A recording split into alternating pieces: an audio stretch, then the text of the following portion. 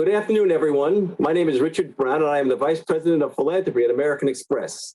At American Express, we have been a longtime supporter of the work of the National Trust to save national treasures across this country, from the Federal Hall in the heart of New York City to the Miami Marine Stadium on the shore of Biscayne Bay.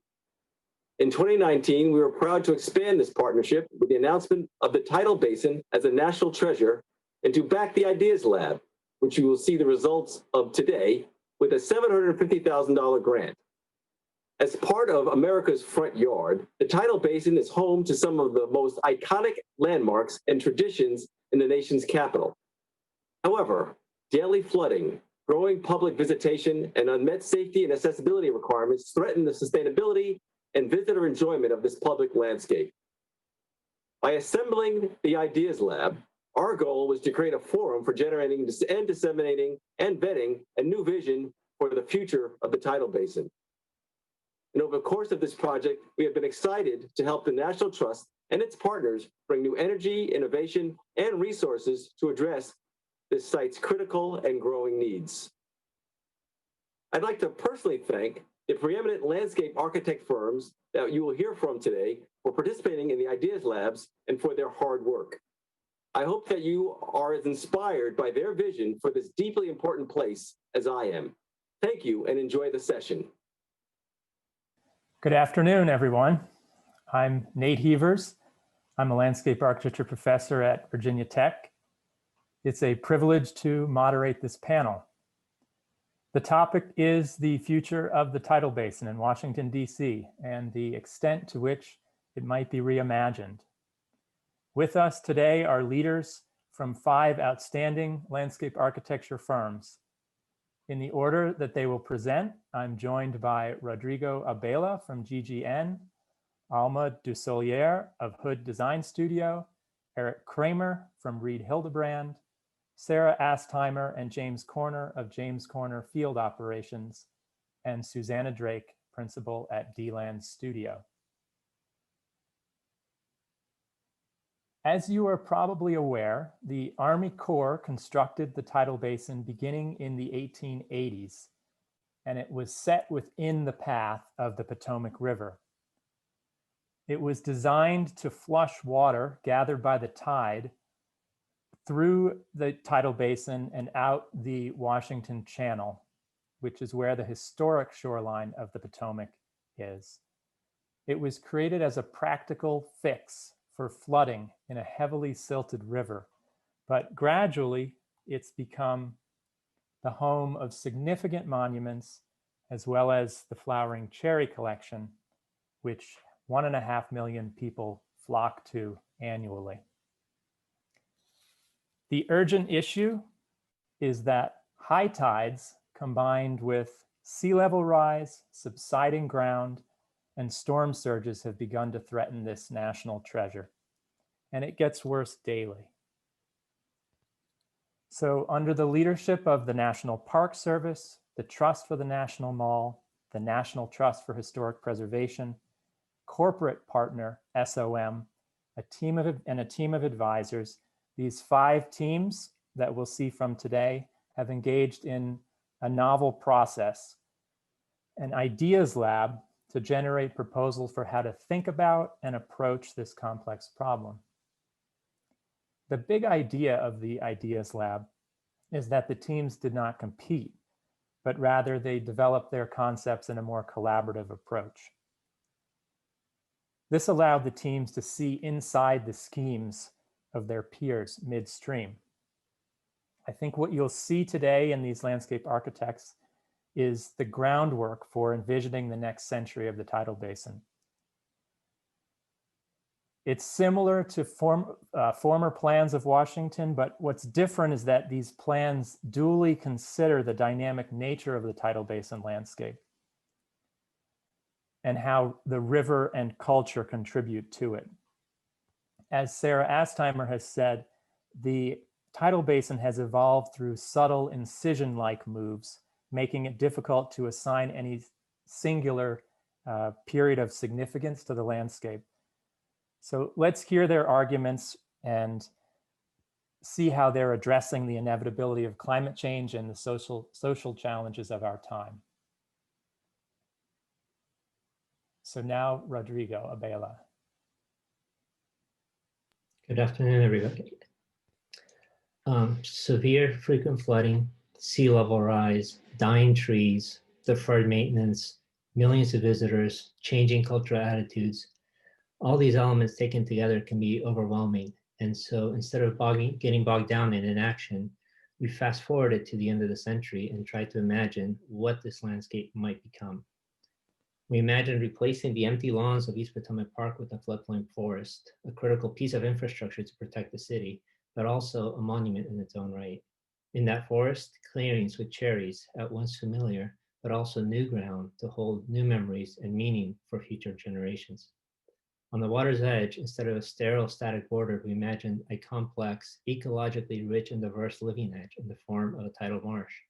The edge is designed to mitigate floods and to adapt to the changing water elevations resulting from sea level rise, while also providing a more immersive experience for the visitors in our native landscape. Coming back to today, just as the mall we know and love is a result of decisions made 100 years ago, we asked ourselves, what can we do now to lay the groundwork for this transformation? These are big changes and they need to unfold over decades. We can start the process, but it must be adaptable to the needs of future generations. It needs to evolve over time with a groundwork laid in. Of course, it's important not only to imagine all the new changes, but to also think about how to preserve, protect, and adapt the existing monuments. There's not a single solution, but in each case, we see an opportunity and a responsibility for a sustained dialogue to continuously reconsider the relationship between these historic elements and our changing world. The tidal basin is an important part of the legacy of the city. It's intricately tied to the national identity of Washington. It links together many important and meaningful destinations for millions of visitors, but it's also a beloved space for those who live here. It's in grave danger, and we must make choices today to guarantee its future.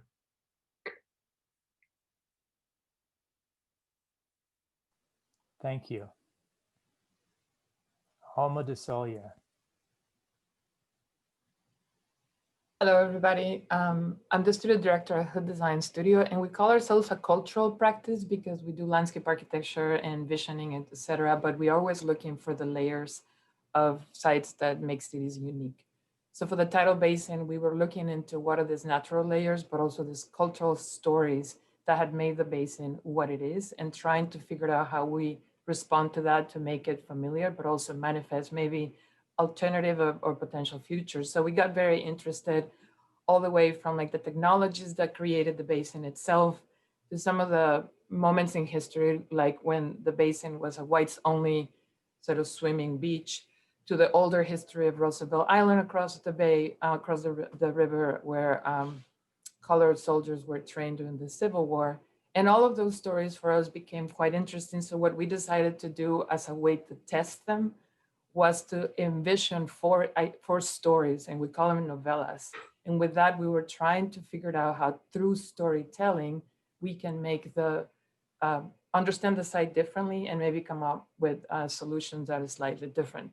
So just as an example, one of the stories that we created was called The Hush Harbors. And this is basically a narration of a family that comes to DC and takes this new tour around the re-envisioned basin that now has wetlands around it and a walk that is a cultural sort of storytelling of all these layers that we were researching. So as a family sort of moves all the way from the Arlington Cemetery, maybe to the African American Museum, they encounter MLK Memorial, see across the new basin, Jefferson and how that relationship has. And the site itself then is interlaid with a lot of the narratives that make the site what it is. And one of them is this idea of the hush harbors, which were the secluded informal spaces near the swamps that the slaves used to use as a way to escape and gather momentarily for worship and burial. And so we were trying to tie then sort of this idea of a natural restoration of the basin with this history that was part of the South in the US, and how does that sort of kind of makes the big circle come together. So in that way, again, it's always trying to figure out how a narrative can help us understand a landscape in a different manner to suggest transformation in order to move forward, but not forget the pieces that were left behind. Thank you.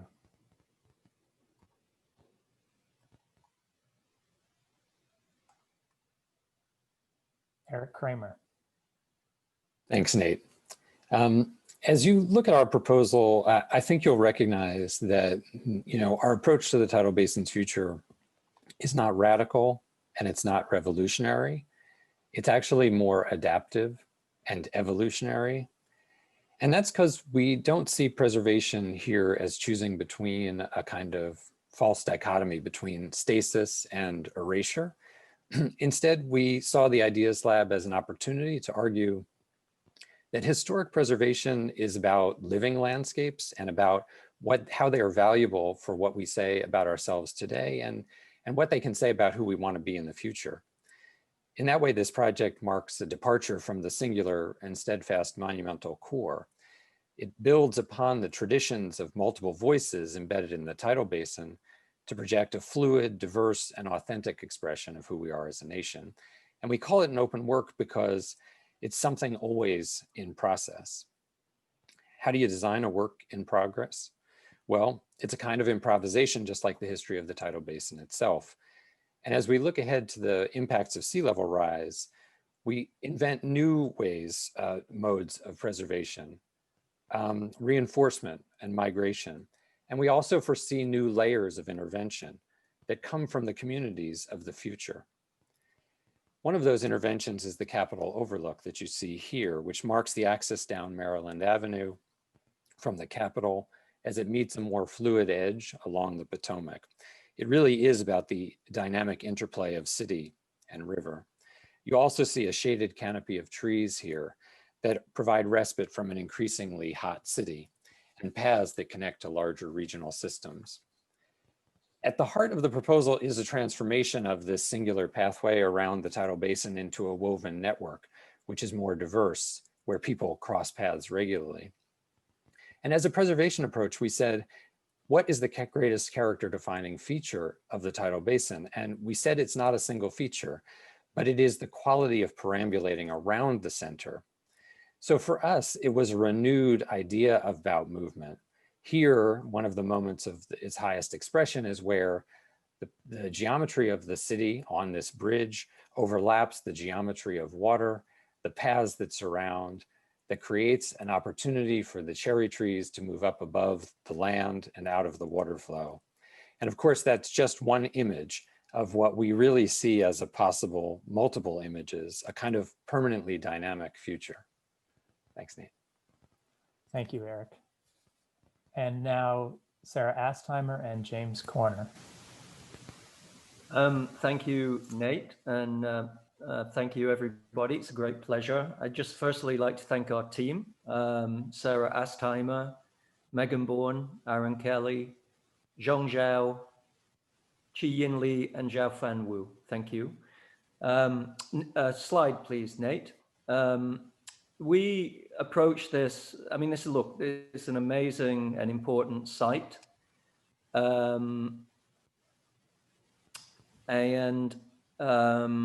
wanted to construct an argument, really. And so we actually developed 3 schemes, and the schemes have to do with different ideas about nature, different ideas about this site, different ideas about transformation and time. There's an inevitability to flood and to decline and to damage here unless something is done. So in this first scheme, we called it Curate Entropy, let nature take over. And we built an elevated ring walk that would connect the tidal basin to the National Mall, but really allow the site to literally decline as a ruin where nature begins to take over next. And there's an air of melancholia, there's an air of sort of sadness, there's a sort of inevitability to it, but it does allow for reflection on time next. And this is sort of a provocative image, but it does show the idea of ruins, the sort of poetics of ruins, and the interrelationship between natural time and cultural memory. Next. The other scheme is much more sort of radical and spectacular and transformative. We call it the archipelago. We actually allow the river to become permanent in what is today the tidal basin, create a series of islands that protect the monuments. Next. And again, create a very watery landscape with new hills and topographies and gardens with bridges and walks. And it becomes a totally new transformation and a new destination. Next. And there's the Jefferson. Next. And finally, a protect and preserve scheme where we make the tidal basin better than it's ever been. We restore the cherries. We allow the monuments to be restored and protected. We do this by building an earthwork levee along the Potomac, a sculptural earthwork that has a series of buildings and amenities built into it, but it really expands the parkland and creates a new product where the basin itself is preserved. Next. And you can see this new landscape adjacent to the Potomac and the tidal basin. Next. And finally, just a sort of making it more classic, more classical, more timeless than ever. Next. And so really, there are three schemes. We don't have a favorite. Neither one is more important than another. We put them out there for discussion and conversation around the inevitability of how nature intersects with cultural monuments and cultural memory. Thank you.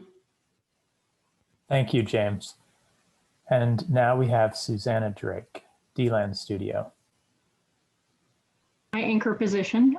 Before you move on, I just want to thank, can you go back one second? Yes.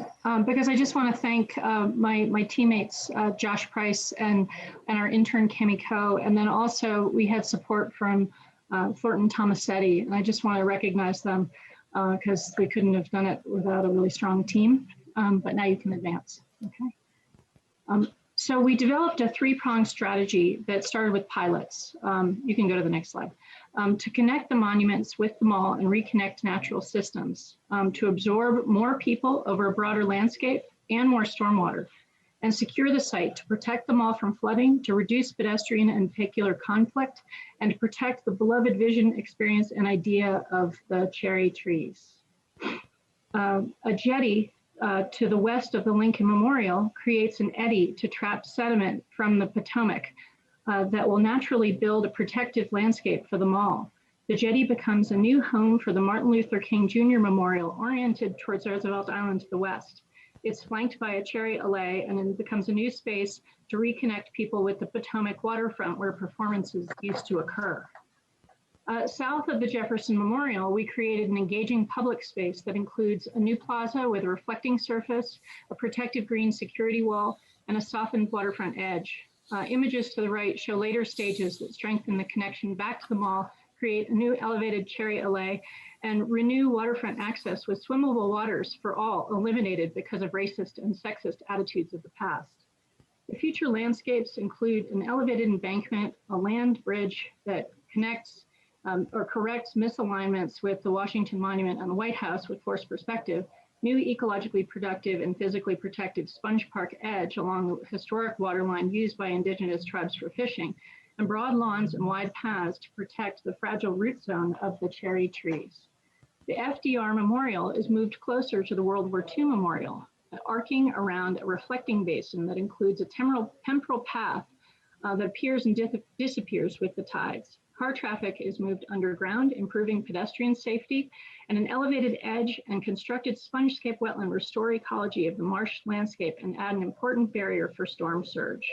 Our project looks forward and back. It recognizes the power of nature and patterns that predated Western settlement of the area. It draws upon the legacies of L'Enfant, the Hudson River School, Beaux-Arts, and WPA in an approach that reconsiders the limitations of modernism. Our design embraces environmental and human complexity and utilizes old and new technology to create a more secure future. With our design, history is secured with a balance of nature and culture. Thank you. Thank you, Susannah. Thank you all for these inspiring visions. You can find much more information and detail in them on the Trust for the National Mall website. But we'd like to use much of this time for a conversation about some of the ideas that have been put forth here. So we have expedited the presentations themselves. I would like to change this so that we can see more of everyone's faces for the question and answer session, or the discussion rather. I have questions for each of you in no real particular order. We'll begin with Eric and Reed Hilderbrand's scheme. The Ideas Lab offered a unique format in which to develop your arguments about how to preserve or change the tidal basin.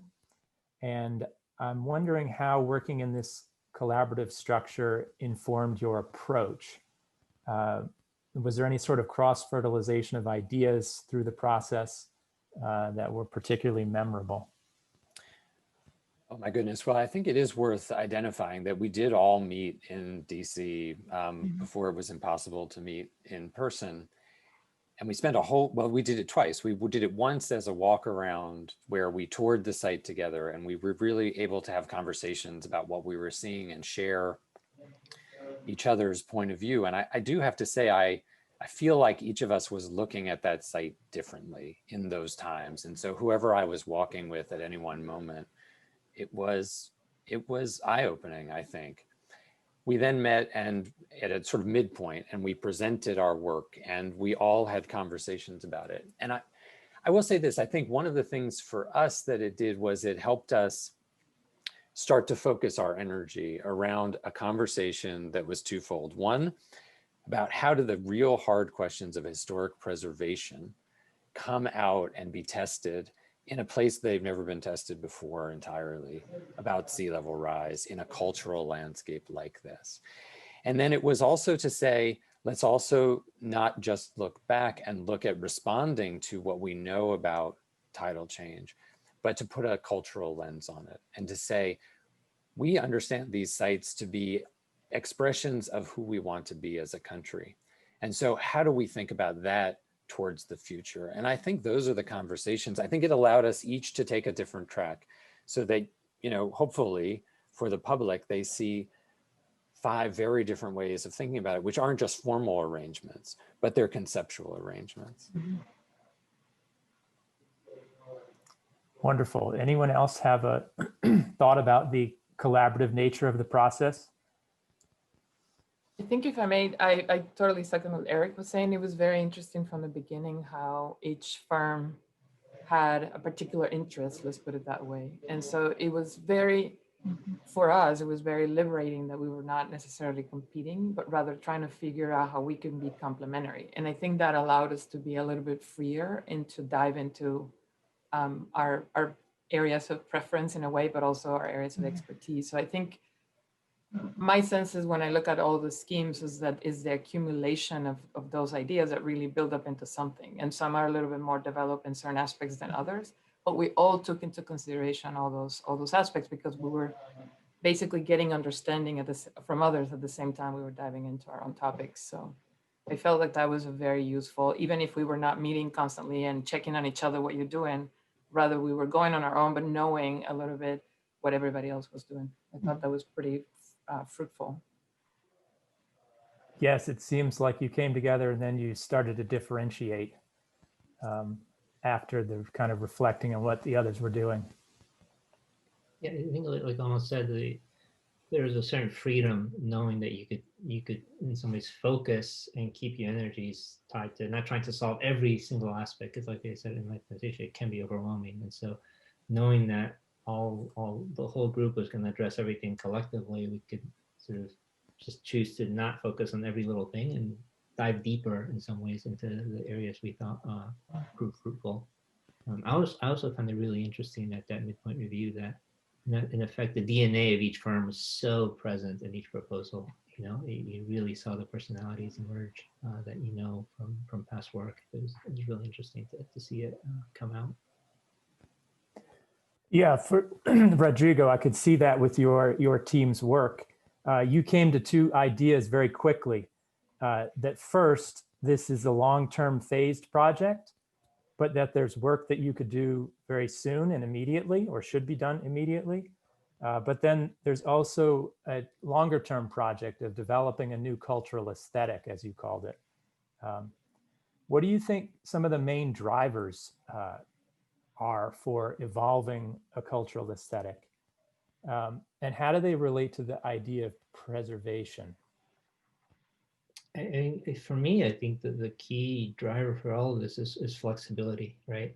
Is that, you know, when you design a landscape, unlike a building, which is so these days are so purpose-built, a landscape which is designed for 100 years or more has to be able to adapt to all sorts of unforeseen pressures, uses, people. You know, even I remember having a conversation with some of Susannah's team. You know, we said, well, in 100 years, is Washington even going to be the capital of this city? You know, so much can happen in that time. And so the question is like, how can you set up a process that is adaptable and sort of recognizes what you can do within your generation, your lifetime, and sort of just set that groundwork. And, you know, that was very much informed by, you know, I have the fortune of living here and having spent time in these spaces, and also having, you know, been very familiar with the history of them and seeing how long it's taken them to evolve, and realizing that, you know, everybody does their part, and we're part of this continuum and we build on the work of each other. It's not a blank slate. And so recognizing and respecting that past, I think, is the starting point. Yes, it challenges the notion of historic preservation a bit to think about this place evolving as much as your various schemes suggest. Sarah, I was wondering, you know, you're working on the C&O Canal in Georgetown and confronting some of the historic preservation challenges with it in real time, not in this more imaginative scenario that the Ideas Lab has set up. What have you learned working in that situation that maybe informed your approach to the tidal basin, or are these just too radical to compare? Too different to compare in terms of your approach? It's a great question. I mean, I think when we started our work on the tidal basin, we had just completed a series of investigations and alternative ways to move forward with the C&O Canal as part of an environmental assessment. And I think maybe there were some seeds of inspiration from having just moved through that process that we as a team explored 3 future scenarios in a way that Curate Entropy scheme was sort of like the no action alternative, the island archipelago, sort of the most radical rethinking. And for us, I think, you know, on the C&O Canal, we had been just really seriously thinking about what is the appropriate balance between preservation and what is the appropriate and change. And at the tidal basin, I think those issues are really amplified in incredible ways, because the tidal basin is a site that literally floods every day and is in a constant state of change.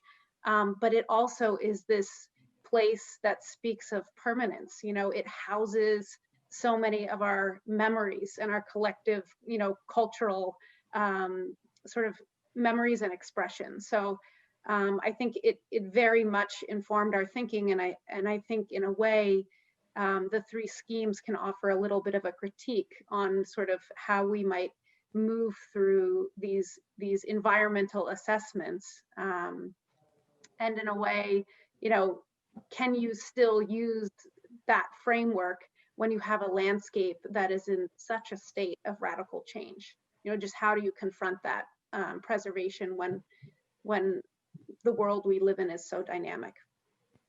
Right. The river itself is going to do the assessment at some point, right? Right. Right. actually rearrange things if we don't work to deal with it. Jim, you're following up with Sarah here and your team developed 3 really rich and compelling schemes. I see that you've put yourself in one of them. I don't know if you've actually picked a favorite now or not. But that fully saturated image of the FDR memorial is going to enter our collective imagination, whether anything like that actually happens, I think. But I'm wondering if this is the place to kind of unbridle the river and create a new fluvial edge, or if you would, take the preserve and protect scheme, if handed the job.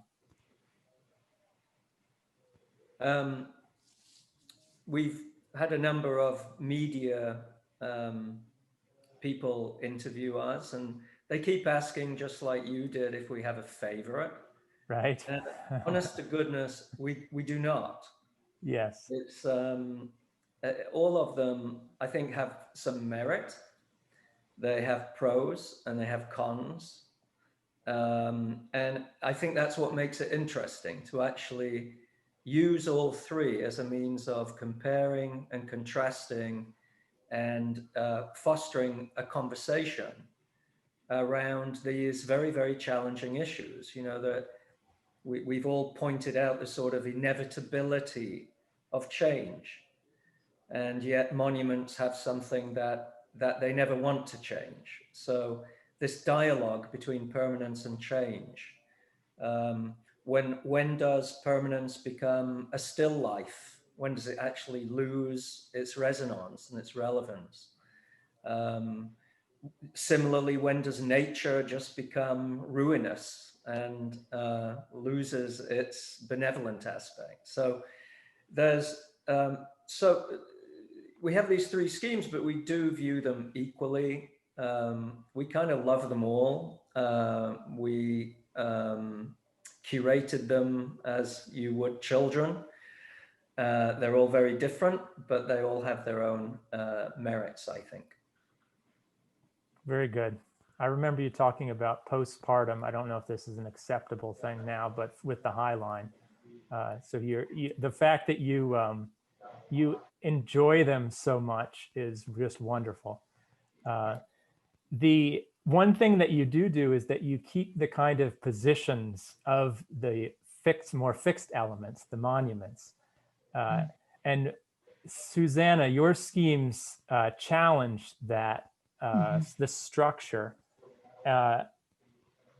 You take on the challenge by moving FDR. A couple of the other schemes do it as well. And the MLK memorial is kind of like they're pieces on a chessboard. It suggests that the monuments themselves should be preserved, but that their arrangement is perhaps more malleable. There's obviously a benefit to bringing some of these structures to a higher ground. I'm wondering what sort of conceptual ground you find in shifting the arrangement of things in this area. Well, we didn't take any of those decisions lightly. I'm sure. We tend to do very deep research for our projects, and even to the point of looking at the deeper geomorphological patterns and the geology. But I think what we were trying to find is the DNA of the place, and think about sort of the cultural patterns that have created the place, and then also sort of the ecological patterns that created it back when historically, but then also how those forces will reshape the landscape over time. And this was something that I think showed up in our MoMA Rising Currents exhibition as well. Looking at the 1625 waterline and recognizing, hey, wait a second, that waterline is going to come back. We're looking at the same thing here, understanding that waterline, the path of the river, wants to maintain its full breadth and not be channelized. And so I think what we did was look at the position of the monuments, which seem to be not necessarily as resonant as it could based on all of this history that we examined, and put things in very significant places. So for instance, moving the FDR Memorial over closer to the World War II Memorial and having it kind of nestle around that and talking about that relationship.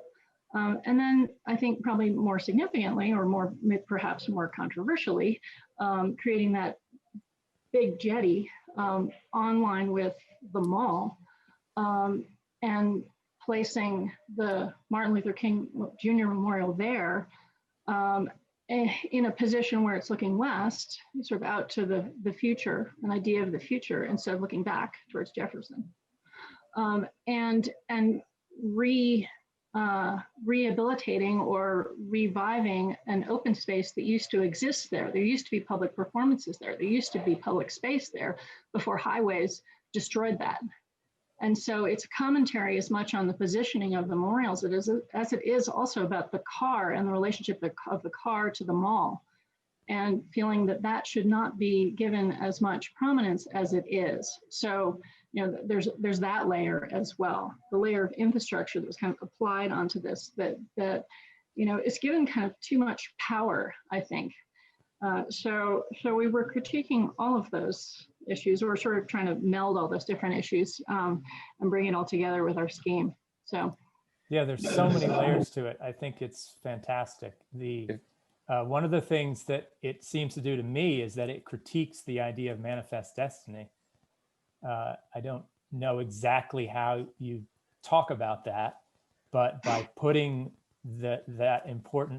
our leading figure of the civil rights movement in that spot, it questions the way that the National Mall is set up and what it symbolizes.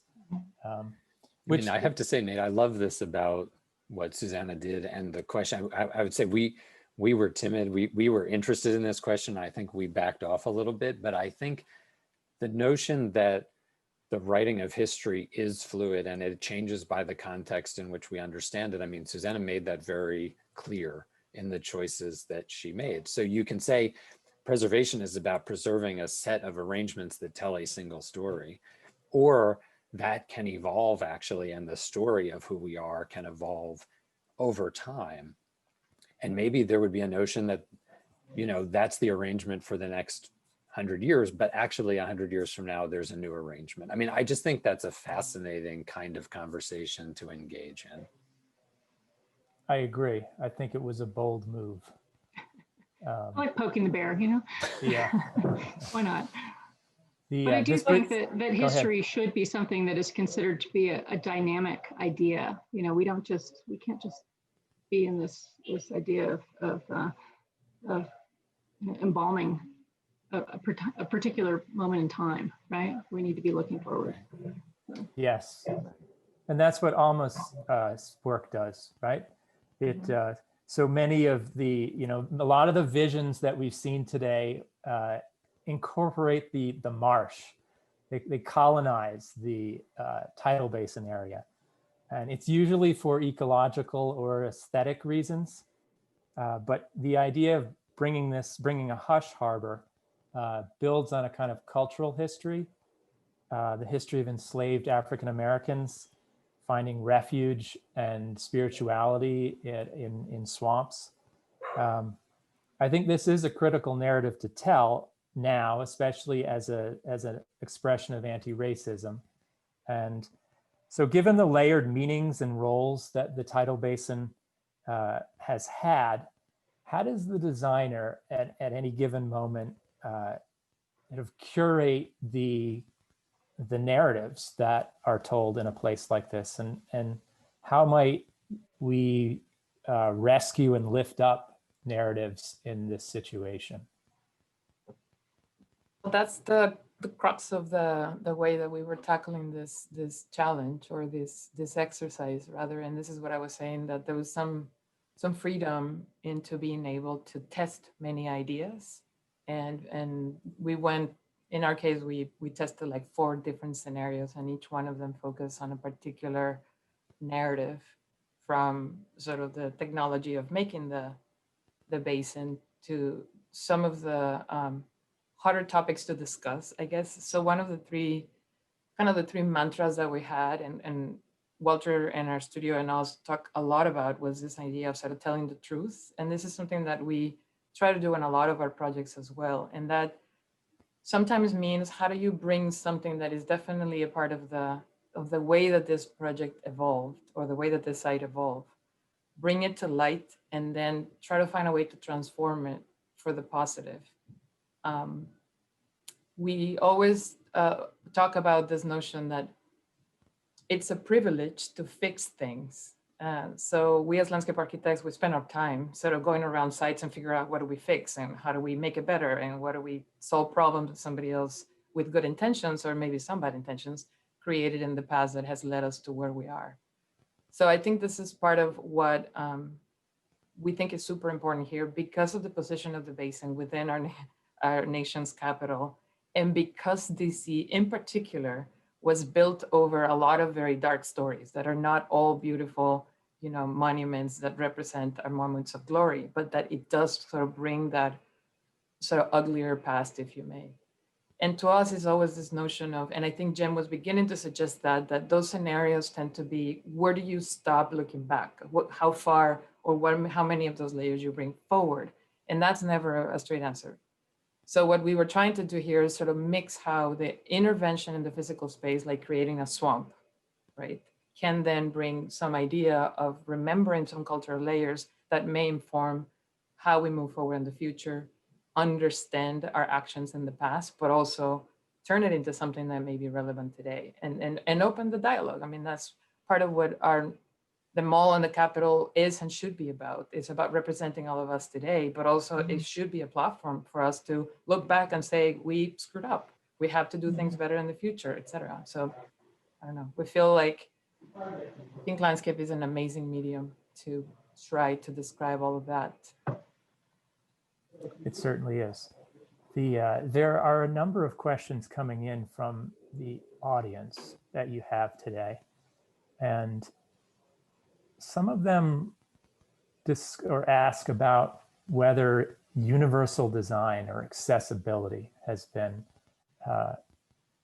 is a significant component of these schemes. I wondered if any one of you wanted to comment on that. How are you thinking about accessibility? It seems like we could talk about this on different levels, accessibility in terms of cultural accessibility, but also the physical accessibility. I was just going to comment on that real brief. So when you look at all the schemes, there's always an understanding of how right now the way that you walk on the path, because sometimes it's impossible to walk through it because of sort of subsidence and some road issues and obviously flooding. But also that other layer, precisely, how do we explore or open some of these other stories that would make other users and everybody who comes to visit, from Americans to any other visitor from around the world, to understand and feel welcome and not, feel like there's some limitations there. So I think to those 2 degrees of accessibility, I think, are crucial. But in the schemes, you can kind of see all of them. The universal access in the sense of like the physical universal access is one of the main things that all the schemes did resolve, I feel. I mean, maybe I'll add that I think we were very interested in the physical experience of being on that path and moving around different kinds of views, the way in which you are held by the cherries in certain places, the way in which your view is directed. And to a certain extent, I think we read that as a kind of a universal kind of communicating, right? It's physical, it's embodied. It doesn't matter whether I come from here or there, or I have this history or that history. So I say that in that way, I feel like a lot of the moves that are about how you experience that space were the ways in which we were thinking about that kind of opening up of accessibility. I think, a lot of the schemes eliminated the barriers too. We made better, just universally across the board, I think people made made better connections to the mall. There were, fewer road crossings. There was, there weren't schemes that had these sort of larger staircases or made spaces that were inaccessible. I think it's a natural for us as landscape architects to be designing for universal design. It's just ingrained in what we do. So, there's kind of that as a baseline, and then you move forward into adding a lot of these other layers. So. If I could just add in on the sort of cultural side, there's something, it's easy to forget how unique in some ways this landscape is inside of a city, and its sort of openness and its vastness. When you're deep inside of it, you almost forget the city's even near you because of the relationship to the river. And that openness and public nature of it, I think, is really important in terms of how it welcomes everybody. And I moved here when I was 10 years old as an immigrant from Bolivia, and so that stuck with me. Living in this city is how welcoming it was in its public spaces, and I think a lot of the schemes sort of don't lose the sight of this landscape as even though it's a fairly small piece of ground, it has a vastness to it that makes it feel more public and accessible than a lot of other places. And I think a lot of schemes keep that. And part of it is the nature of, I think a lot of us realize that we have to raise the ground to deal with some of the water levels. And so just that raising of the ground within the scale we're talking about, maintains those sightlines and the expansive nature. Yes, one of the amazing qualities of it is being so close to the water. You want to be with the water, but a lot of the schemes, inevitably you've got to lift it up to get away from the water. There's another kind of set of questions coming in from the audience that have to do with the idea of moving the monuments. So that's one. They're just thinking about that. And another is there room for more memorials? Do you see within this next 100 years a kind of way of continuing to fulfill that commemorative function, but it's not about the past, but maybe figures that are coming forward now? I think at least in our scheme, one of the challenges is how tight the edge is around the water, right? And so we try to expand into what are now ball fields, and even to the south to the golf course. And so there is a lot of other ground there that can become a site for other things. But I think you also have to start questioning what does a memorial mean in 20 years and 50 years? I think, with Vietnam, we moved beyond the statue of the, person who came before, the hero sort of worship, into something more experiential. And so as the whole evolution of what it means to make a memorial expands, does it have to be a piece of ground? Is it a relationship? Is it a visual connection? Is it unearthing these stories within the grounds that are already there?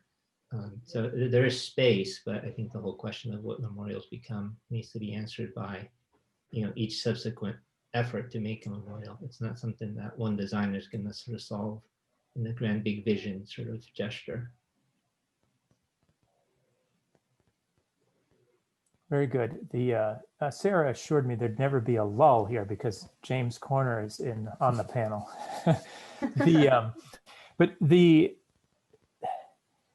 It's interesting to me that the Tidal Basin was listed as one of the 11 most endangered places on the 11 most endangered places list in 2019. And we're here in a historic preservation conference, but we're talking about reimagining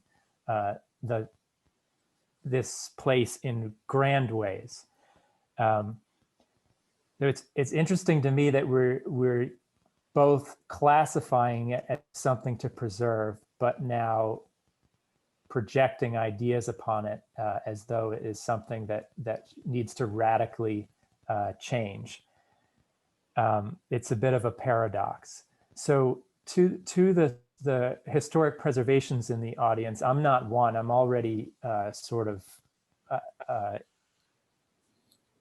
just enjoying the range of ideas that are here. But to the historic preservationists in the audience, how can we keep things there that we really value, and what is it that we keep?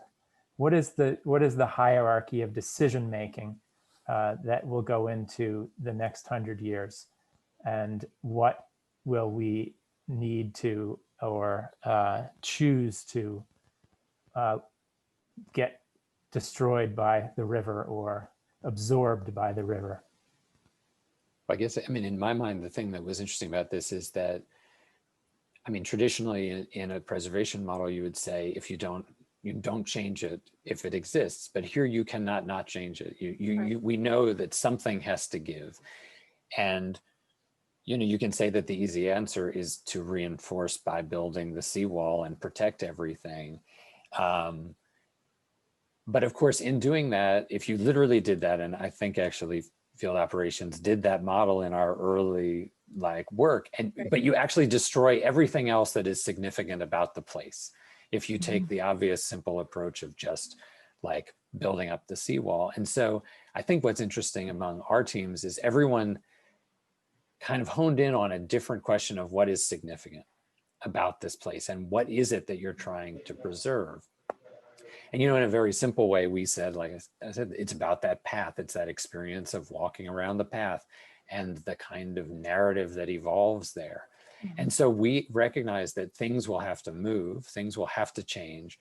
But if we can preserve that and the cultural kind of experience that comes with that, we preserved the general relationships of the memorials because we understood that the conversations they were having is something that we could preserve.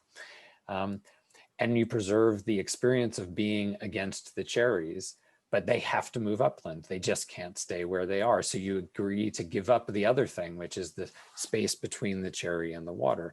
So all of it is a negotiation. And of course, in a big public process, you'd have to have that debate over and over and over again, right? About which part of that you're trying to preserve. And those are the hard questions, and they involve all of the value systems we all bring to this. But in reality, we have to have them because it can't stay put.